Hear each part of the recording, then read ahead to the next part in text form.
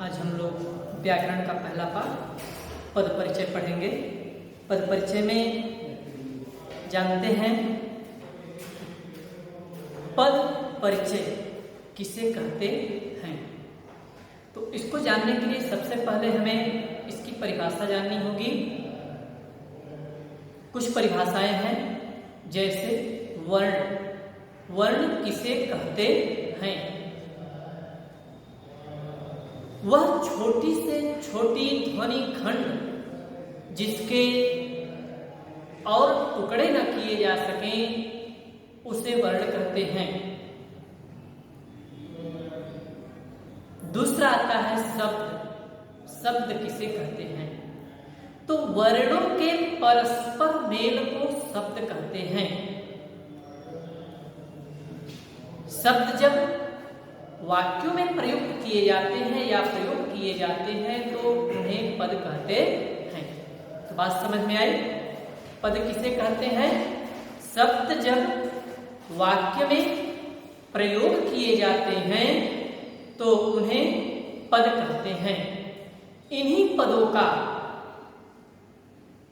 रूप, लिंग, वचन, कारक और क्रिया के साथ संबंध का वर्णन करने को ही पद परिचय कहते हैं। तो सबसे पहले आता है हमारा, जैसे पद परिचय कितने प्रकार का होता है। पद तो जान गए, पद किसे कहते? शब्द जब वाक्य में प्रयोग किए जाते हैं तो उन्हें पद कहते हैं। इन पद का परिचय संज्ञा के आधार पर, सर्वनाम के आधार पर, विशेषण के आधार पर, व्यय के आधार पर और क्रिया के आधार पर। इन पदों का परिचय 5 प्रकार से दिया जाता है। पहला संज्ञा के आधार पर, दूसरा सर्वनाम के आधार पर, तीसरा विशेषण के आधार पर, चौथा क्रिया के आधार पर, पांचवा अव्यय के आधार पर परिचय दिया जाता है। संज्ञा के आधार पर पद परिचय कैसे दिया जाता है?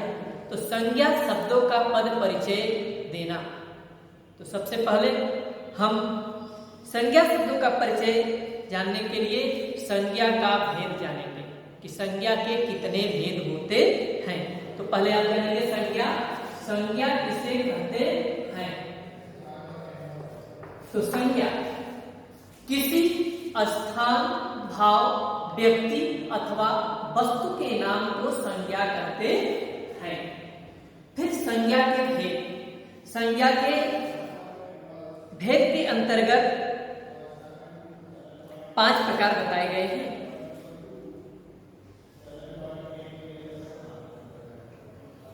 संज्ञा जैसे व्यक्तिवाचक, जातिवाचक, स्थानवाचक, भाववाचक इत्यादि। तो संज्ञा किसे कहते हैं आप जान गए? किसी व्यक्ति, वस्तु, स्थान, भाव के नाम को संज्ञा कहते हैं। अब इस संज्ञा का जो परिचय देना है तो संज्ञा में जैसे व्यक्तिवाचक, जातिवाचक, भाववाचक, स्थानवाचक इत्यादि। फिर इसका लिंग, वचन, कारक और क्रिया के साथ संबंध के आधार पर परिचय दिया जाता है। तो संज्ञा के भेद जैसे व्यक्तिवाचक, जातिवाचक, भाववाचक, स्थानवाचक, गुणवाचक इत्यादि। संज्ञा शब्दों का अगर पद परिचय देना हो तो सबसे पहले हम क्या करेंगे? हम रूप, लिंग, वचन, कारक का वर्णन करेंगे। जैसे मान लीजिए एक वाक्य है, सीता पत्र लिखती है। सीता पत्र लिखती है। सीता क्या करती है? पत्र लिखती है। इस वाक्य का हमें पद परिचय देना है।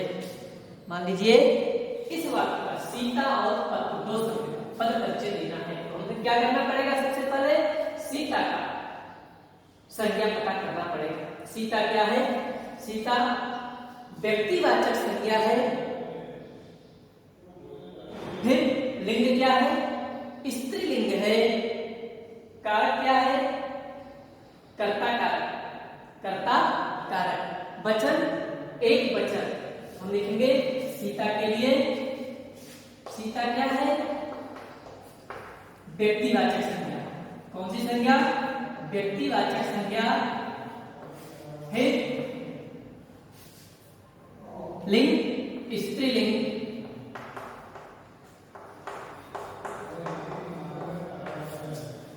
व्यक्तिवाचक संज्ञा, स्त्रीलिंग, कर्ता कारक,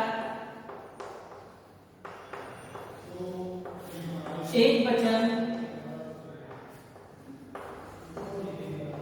तो आपको पता चला दो व्यक्तिवाचक संज्ञा है, संज्ञा व्यक्तिवाचक संज्ञा, लिंग स्त्रीलिंग, कारक कर्ता कारक, वचन एक वचन और क्रिया के साथ इसका क्या संबंध है? तो लिखती है। संबंध क्या है? लिखने का। तो क्रिया का संबंध क्या है? लिखती है।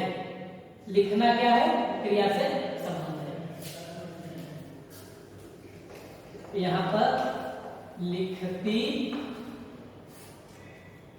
कर्ता का क्रिया से संबंध है। ठीक, इस तरह से आपको लिखना रहेगा। सीता का पद परिचय देना होगा। लिखती क्रिया, कर्ता का क्रिया से संबंध, कर्ता का क्रिया से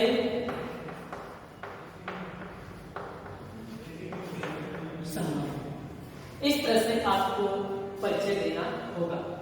फिर है पत्र। पत्र क्या है? पत्र में आपको ध्यान देना है, पत्र लिखती है।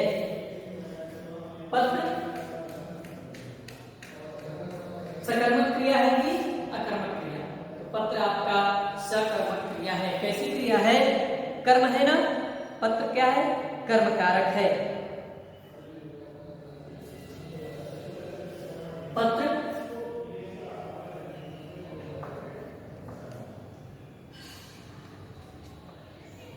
व्यक्तिवाचक संज्ञा,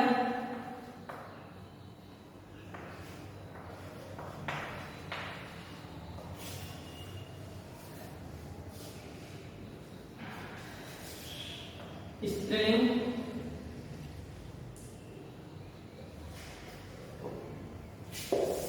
तो हम इसको करते हैं पत्र में व्यक्तिवाचक संज्ञा, कर्ता कारक की जगह हम लिख देंगे कर्म कारक।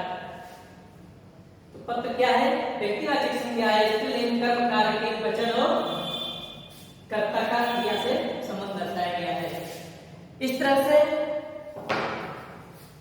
अगर हमें दूसरा देखना हो, मान लीजिए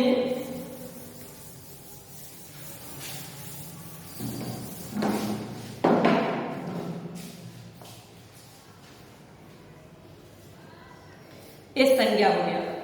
सर्वनाम का पद परिचय देना। संज्ञा जान गए। अब अगर सर्वनाम, सर्वनाम का पद परिचय देना हो तो सर्वनाम किसे कहते हैं? सर्वनाम जानते हैं? किसी व्यक्ति, वस्तु, स्थान, भाव के नाम को संज्ञा कहते हैं। तो इस संज्ञा के स्थान पर प्रयोग किए जाने वाले शब्दों को सर्वनाम कहते हैं। किसके स्थान पर? संज्ञा के। संज्ञा के स्थान पर प्रयोग किए जाने वाले शब्द को सर्वनाम कहते हैं। जैसे यह, वह आदि। तो सर्वनाम के कुछ भेद दिए गए हैं।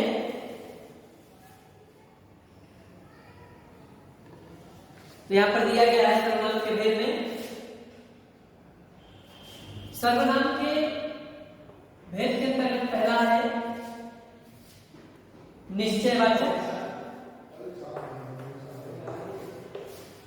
निश्चयवाचक सर्वनाम। तो निश्चयवाचक सर्वनाम, निश्चयवाचक सर्वनाम किसे कहते हैं? जिस सर्वनाम में व्यक्ति अथवा वस्तु की स्थिति निश्चित होती है उसे हम कहते हैं निश्चयवाचक सर्वनाम।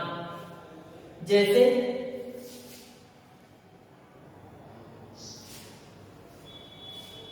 राम 10 बजे स्कूल आएगा। तो यहाँ पर निश्चित है कब आएगा, 10 बजे स्कूल आएगा। तो इसलिए और हमें कर सकते हैं यह गाय उसकी है, कर सकते हैं निश्चय में यह गाय उसकी है, निश्चित है उसी की है। ठीक, इसलिए निश्चयवाचक सर्वनाम में उसकी, उसका इत्यादि आता है। जैसे यह कलम उसकी है, यह उस कलम उसका है। तो जहां पर उसकी और उसका आ जाए, उनकी, उनका इत्यादि, तो वहां पर निश्चयवाचक सर्वनाम होता है। दूसरा आता है अनिश्चयवाचक सर्वनाम, जैसे तो यह या वे भी कर सकते हैं। यह कलम उसकी है, यह कलम उसका है। तो यह शब्द क्या है, निश्चयवाचक सर्वनाम है। उनके निश्चय में यह या वे, ये हो गया आपका निश्चयवाचक। अनिश्चयवाचक में होगा, अनिश्चयवाचक में जो निश्चित नहीं है, जैसे किसकी या कोई, कुछ, इस तरह से। जैसे यह कलम किसकी है, वहां कोई खड़ा है, वह कुछ दे रहे हैं। जहां पर वस्तु की स्थिति निश्चित ना हो, वहां पर अनिश्चयवाचक सर्वनाम होता है। जैसे यह कलम किसकी है, यह वहां कोई खड़ा है, वहां वह कुछ दे रहा है। इस तरह से निश्चयवाचक सर्वनाम आता है। फिर तीसरा आता है आपका प्रश्नवाचक सर्वनाम। तीसरा है प्रश्नवाचक सर्वनाम। प्रश्नवाचक, तो प्रश्नवाचक सर्वनाम में प्रश्न किया जाता है। जैसे वहां कौन खड़ा है, वहां कौन खड़ा है, कौन, क्या। यहाँ पर कौन और क्या शब्द प्रयोग किया जाता है। जैसे वहां कौन खड़ा है, वह क्या लाए हैं, इत्यादि वहां पर प्रश्नवाचक सर्वनाम माना जाता है। चौथा सर्वनाम के अंतर्गत आता है पुरुषवाचक सर्वनाम।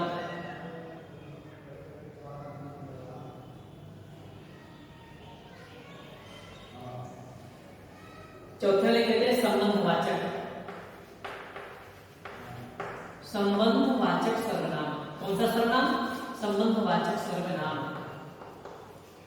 तो जहां पर संबंध दर्शाया हो, जैसे और जिसको, मैंने जैसा कहा था उन्होंने वैसा कर दिया, मैंने जैसा कहा था उन्होंने वैसा किया। इस प्रकार के वाक्यों का प्रयोग जहां पर होता है, वहां पर संबंधवाचक सर्वनाम होता है। जैसा वैसा, संबंधवाचक का क्या है, जैसा या जैसे। फिर आता है अगला निजवाचक सर्वनाम। पांचवा सर्वनाम निजवाचक सर्वनाम। इस निजवाचक सर्वनाम के अंतर्गत निश्चित होता है। जैसे हमने अपना काम कर लिया, तो अपना शब्द क्या है, निजवाचक सर्वनाम है। जैसे अपना और स्वयं, अपना और स्वयं, ये निजवाचक सर्वनाम के अंतर्गत आते हैं। फिर आता है आपका पुरुषवाचक सर्वनाम। वह सर्वनाम के अंतर्गत पुरुषवाचक सर्वनाम, पुरुषवाचक सर्वनाम।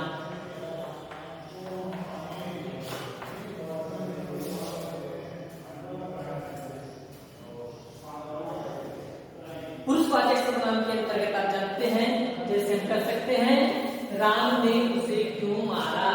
हम उदाहरण देखते हैं, राम ने उसे क्यों मारा।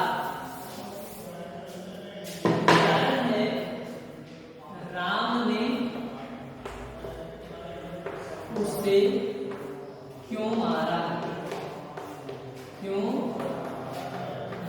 एक विशेष सर्वनाम है, पुरुषवाचक सर्वनाम है, उससे का अगर पद परिचय देना हो तो क्या करेंगे, उसे शब्द अगर बताना है हम कहेंगे उसे क्या है, पुल्लिंग है। क्या है, पुल्लिंग।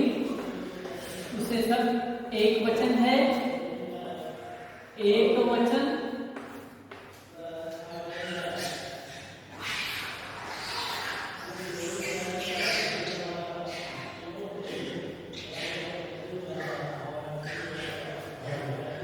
उसे शब्द तो उभयलिंग हो जाएगा, तो हम इसे कहेंगे उसे शब्द पुरुषवाचक सर्वनाम। पुरुषवाचक सर्वनाम एक वचन उभयलिंग, उभयलिंगी अर्थात स्त्री और पुरुष दोनों के लिए प्रयोग किया जाता है, तो वहां पर उभयलिंग, तो उसे शब्द पुरुषवाचक सर्वनाम है। उससे वह इत्यादि पुरुषवाचक के अंतर्गत आता है। वचन इसमें एक में ही मारा, इसलिए वचन उभयलिंग अर्थात स्त्री और पुरुष दोनों के अंतर्गत आता है, उभयलिंग हो जाएगा। और इसमें कर्म, उसे शब्द क्या है, कर्म है। और मारना, मारा, मारा क्या है, क्रिया का कर्म, क्रिया का कर्म। इस तरह से एक वाक्य के अंतर्गत उसे शब्द का परिचय देंगे। उसे का अगर पद परिचय देना है तो हम कहेंगे उसे शब्द पुरुषवाचक सर्वनाम है, एक वचन है, या स्त्री और पुरुष दोनों के लिए उसे शब्द प्रयोग किया जाता है, इसलिए दोनों जहां पर प्रयोग होता है वहां उभयलिंग होता है। कारक जो है कर्म कारक है, मारना क्या है, क्रिया का कर्म है, मारा क्या है, क्रिया का कर्म है।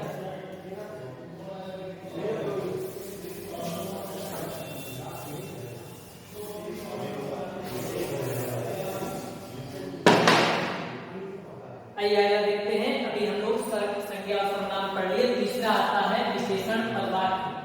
विशेषण पदवाक्य, विशेषण पद वाक्य। तो विशेषण जानते ही हैं, संज्ञा का सर्वनाम की विशेषता बताने वाले शब्दों को विशेषण कहते हैं। विशेषण कितने प्रकार के, सबसे पहले में विशेषण का भेद जानना होगा। विशेषण के भेद, परिभाषा जानने के बाद भेद। तो विशेषण के कितने भेद होते हैं, पहला प्रकार है गुणवाचक विशेषण, गुणवाचक विशेषण। दूसरा आता है परिमाणवाचक विशेषण, परिमाणवाचक विशेषण।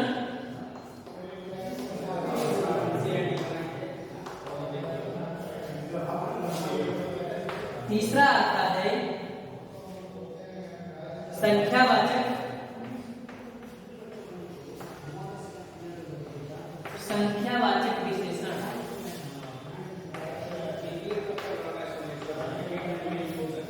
चौथा आता है संकेतवाचक विशेषण।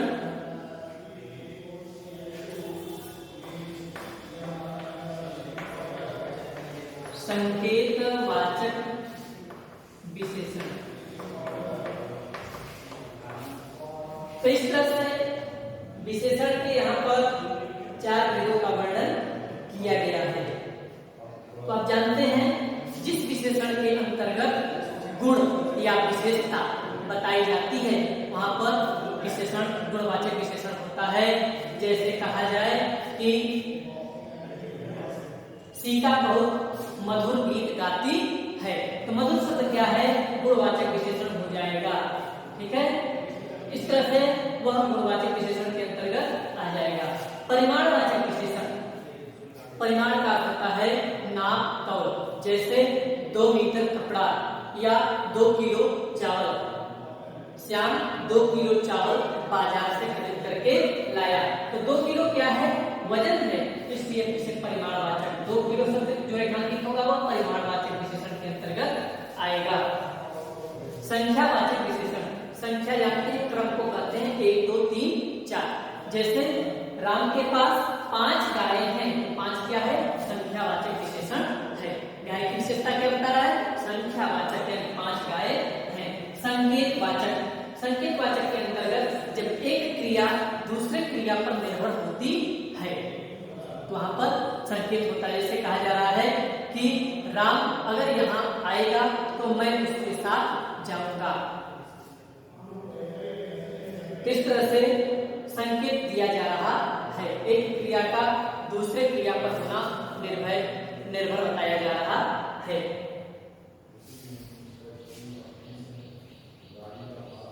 तो इसका एक उदाहरण देखते हैं। जैसे सीता पहली कक्षा में पढ़ती है। सीता पहली कक्षा में पढ़ती है। तो पहली अगर हम देखें क्या हो जाएगा, पहली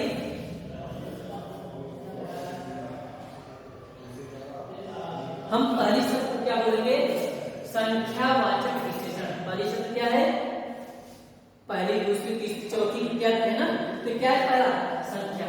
तो पहले हम कहेंगे संख्यावाचक विशेषण है और यह पहली पुल्लिंग है या स्त्रीलिंग। जहां पर इकारांत शब्द आते हैं वहां पर स्त्रीलिंग होता है। पहली में इकारांत शब्द है इसलिए यह स्त्रीलिंग। तो इस तरह से संख्यावाचक स्त्रीलिंग और वचन क्या है, एक वचन, क्योंकि एक के लिए एक लड़की क्या है, अकेली है, इसलिए सीता अकेली होने के कारण एक वचन है। और इसमें आप कारक कौन सा होगा, में लेके क्या है, में कहाँ आता है, पंचमी विभक्ति अर्थात अधिकरण कारक। से आप पढ़ते हैं कर्ता ने कर्म को कर्ण से संप्रदान से अलग होने के लिए, संप्रदान से के लिए या पादान से अलग होने के वास्ते अधिकरण में और पर। तो यहाँ पर देखिए में शब्द है इसलिए यहाँ पर अधिकरण कारक और कक्षा यहाँ पर विशेष है। यहाँ पर कक्षा क्या हो रहा है, उसकी विशेषता बताई जा रही है, इसलिए यहाँ पर विशेष का वर्णन किया गया है। आइए अगला देखते हैं क्रिया विशेषण। क्रिया किसे कहते हैं, किसी कार्य को करने की विधि को क्रिया कहा जाता है। क्रिया के भेद के अंतर्गत आप जानते हैं क्रिया के दो भेद होते हैं, एक अकर्मक क्रिया दूसरी सकर्मक क्रिया। तो अकर्मक क्रिया और सकर्मक क्रिया, अकर्मक क्रिया और सकर्मक क्रिया दो प्रकार की होती है क्रियाएं, अकर्मक और सकर्मक। तो अकर्मक किसे कहते हैं, जिस क्रिया में कर्म नहीं होता है, जिस वाक्य में कर्म नहीं होता, किसमें, वाक्य में, जिस वाक्य में कर्म नहीं होता उसे अकर्मक कहते हैं। जिस वाक्य में कर्म होता है, ठीक है, उसे सकर्मक कहते हैं। अर्थात जिस क्रिया में कर्म होता है उसे हम सकर्मक क्रिया कहते हैं, जिसमें कर्म नहीं होता उसे अकर्मक क्रिया कहते हैं। जैसे अकर्मक किसे कहते हैं, जैसे वह पढ़ रहा है, लेकिन वह पढ़ रहा है, पढ़ रहा है, इसमें क्रिया तो हो रही है, ये रहा है क्रिया है, लेकिन कर्म नहीं है इसमें। ये पढ़ना क्या है, क्रिया है, पढ़ रहा है क्रिया, लेकिन कर्म नहीं है। अगर यही होता वह किताब से पढ़ रहा है या वह कॉपी से पढ़ रहा है तो कर्म होता। जैसे कर्म के लिए वह कलम से लिख रहा है, वह कलम से लिख रहा है, कलम से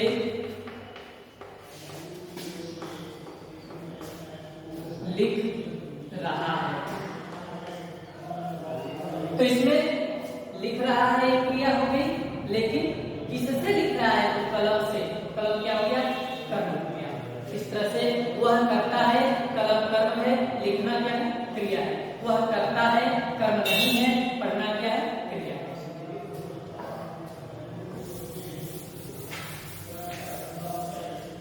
इस तरह से आगे देखते हैं, मीना पत्र लिखती है। मीना पत्र लिखती है। तो यहाँ पर लिखना क्या है, क्रिया है, मीना करता है और पत्र क्या है, कर्म। मीना क्या लिख रही है, पत्र लिख रही है, इसलिए कौन सी क्रिया हो गई पत्र में, सकर्मक क्रिया। कौन सी क्रिया, सकर्मक क्रिया।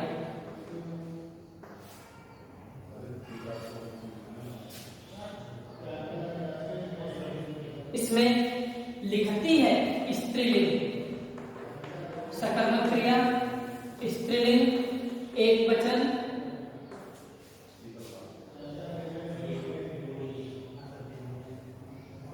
एक वचन।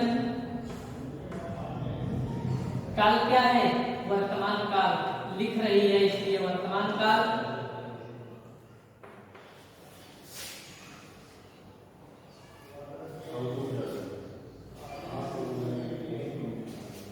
इस तरह से इसका पद परिचय दिया जाएगा। अगला हिस्सा है आपका अव्यय के आधार पर, अव्ययवाचक विशेषण। अव्यय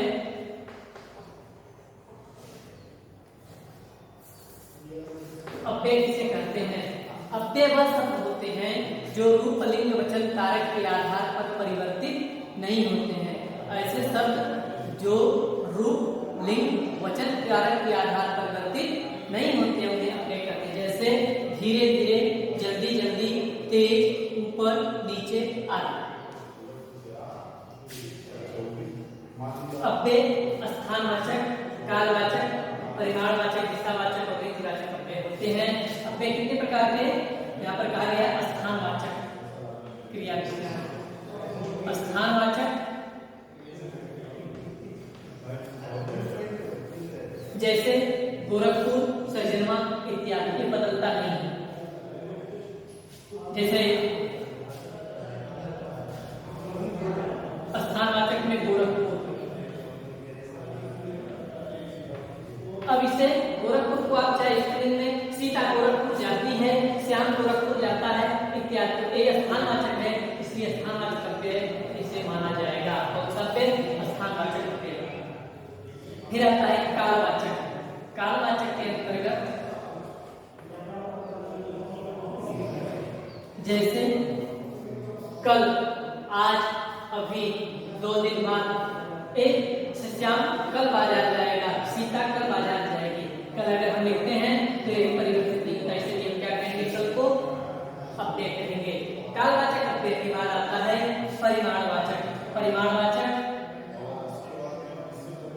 जैसे माप तौल की वस्तुएं, परिमाण में क्या होगा, माप तौल की वस्तुएं। जैसे 4 किलो धनिया, 4 किलो हल्दी, 4 किलो चीनी।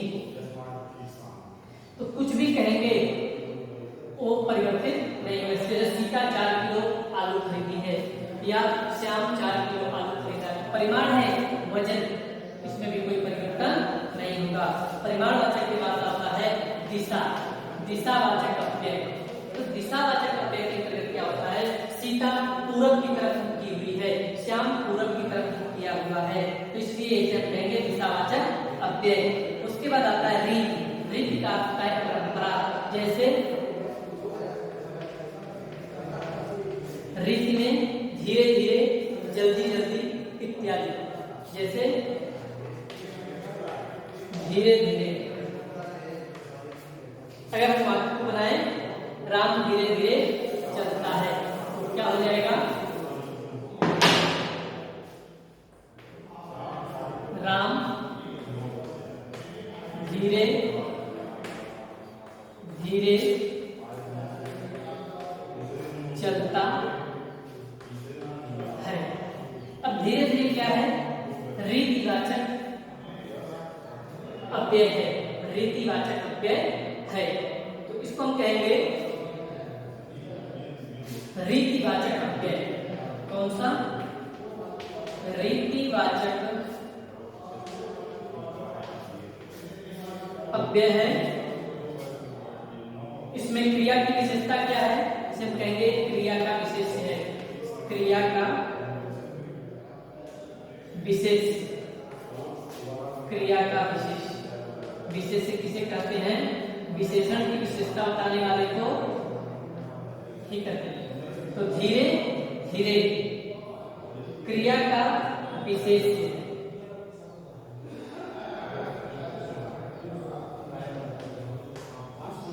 तो इस तरह से एक अव्यय तक आपने जान लिया और ये था आपका पद परिचय। कोई भी वाक्य आए आप लोग पद परिचय दे सकते हैं। ये पाठ समाप्त होता है और आप लोग अपने घर पर फिर से ध्यानपूर्वक किताब से पढ़ करके तैयार कर लें और सारी परिभाषाएं लिख करके प्रश्न तैयार जो दिया हुआ है उसे भी कर डालें। जहाँ समस्या आएगी समय आने पर उसे बताया जाएगा।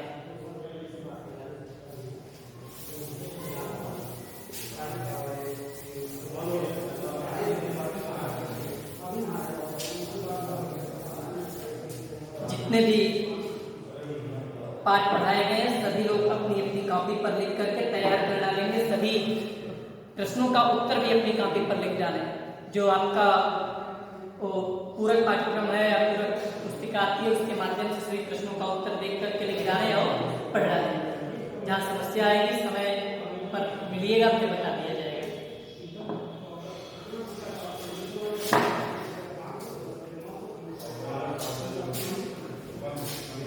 बंद कर दें।